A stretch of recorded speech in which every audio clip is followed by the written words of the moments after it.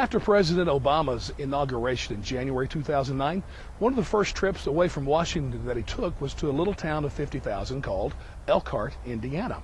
And there he announced and promoted his stimulus plan, that $800 billion plan that would spur the economy and hopefully attract and create jobs.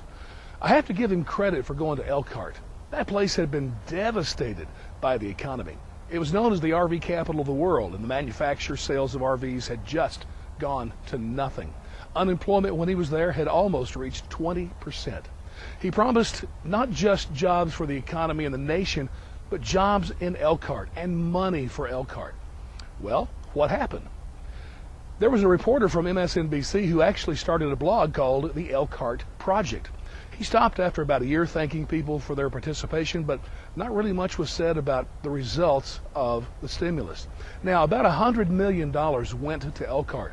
Over half went to public projects, and about $40 million went to a company called Navistar to build. They were a company that builds big trucks, and they were going to build some electric trucks for businesses to use to haul their big stuff. It all sounds good. So what were the results? And in our election, we're hearing debated constantly whether or not the stimulus was a success or not. Well, nationally, I don't know, but I can speak to the Elkhart situation. Didn't work. A complete failure. It appears no jobs were created, and even though the money was spent, projects were done, nothing really happened to the economy. So, it begs the question, how much can government do to turn the economy around? And that really is the split among Americans. Some say, hey, the government is necessary to spend loads of money to create jobs, turn the economy around. Others would say, no, exact opposite. Don't take more money from people. Don't spend more money. Let the free market correct itself. It will come back on its own. It always does. I look at it like this.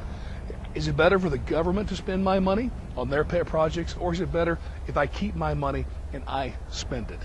Well, if Elkhart is the test, I think we know which way is best.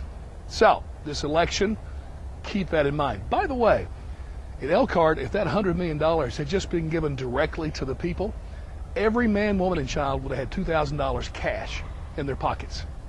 For family of 5, that's 10 grand. It would have saved homes. It would have certainly bought them time to see things turn around.